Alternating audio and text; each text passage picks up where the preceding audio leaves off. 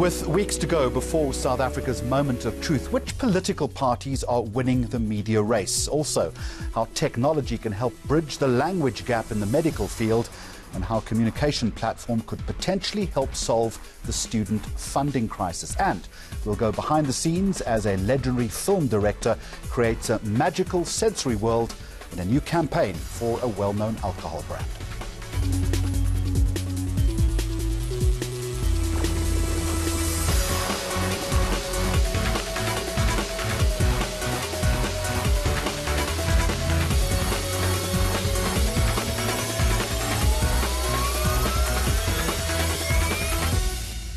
Well, a very warm welcome, and we are going to begin with this, and we really are racing, aren't we, towards the May 8th national election, and a research company has conducted a survey to establish the political parties and leaders dominating the local media discourse, the conversation.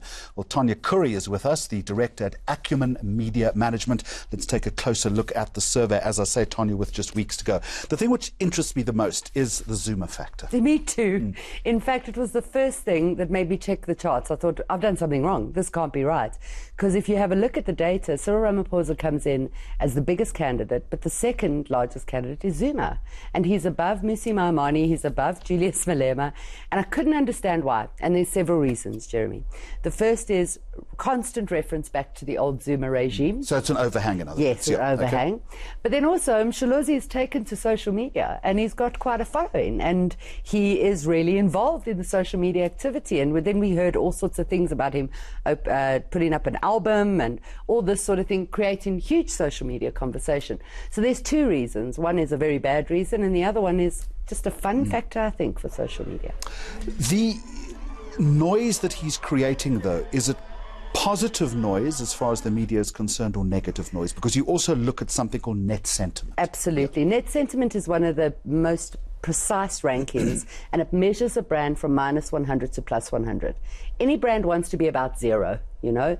None of the political parties come even close. So they're all below the 0 point. But Zuma comes right down at the bottom at around the -60 percentile, which puts him in the same league as Julius Malema and then also Monsieur Lekota. He made a big impact. Let's get to COPE in just a moment, sure, because it's all about the land issue, isn't yes, it? But let's go back to the top line of the survey, if we can. ANC dominates across yes, all spheres, but given the percentage that it owns, the percentage it's likely to get in the election, this is to be expected. I think it is to be expected. What's interesting is that the majority is quite big. It's about a 60% majority. So I found that quite interesting. What's also interesting is when you drill down into what the ANC's messages are coming through. Of course, state capture is huge, and Eskom is huge and makes a big negative impact on the ANC. But then when you look at the president, it's almost like a schizophrenic sentiment. All of a sudden it becomes really positive. He's got the highest ranking net sentiment out of the politicians. And when we look at him, we see finance, growth, all those messages coming through really strongly. So this is also the so-called Ramaphoria on the one hand, correct, but where is the negativity regarding the president? The negative, not about the president. If there is a little bit about Bosasa and the links there, and then the IPP, the Independent Power Producers, that keeps bubbling under. But the big negativity about the ANC is about the state capture inquiry, about the SOEs, and about the old regime more than anything else. And that's very clever. That's clever. You referenced Julius Malema. Where does he play into this?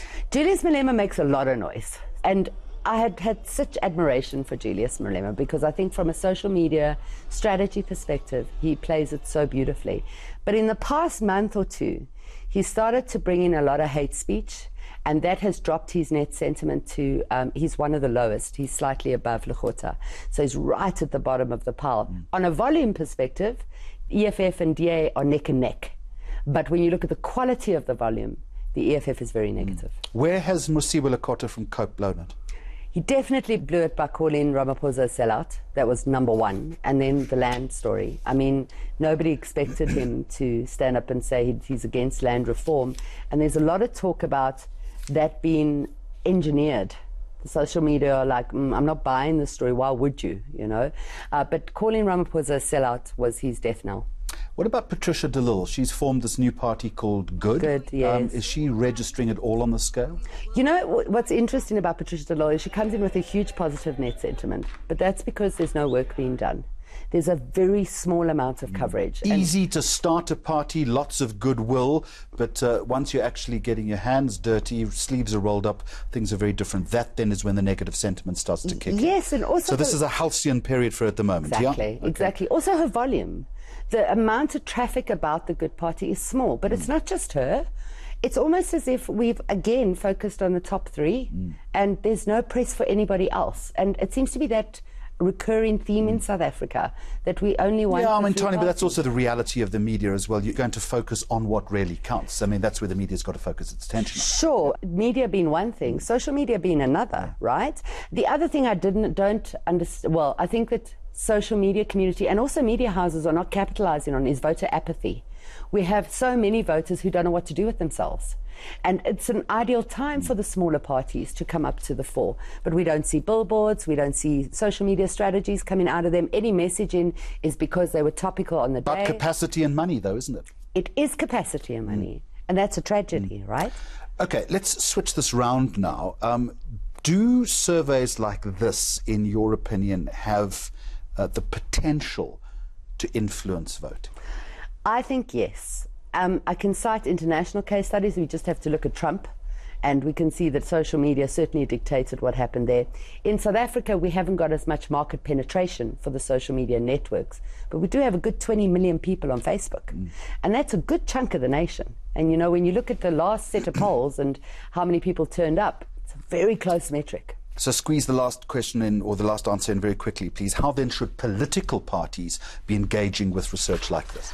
I think the first thing they need to do is identify where they're going wrong, because the research shows clearly where they've failed. And then secondly, they need to capitalize on topics that are in the order of the day, but not with vitriol, Jeremy.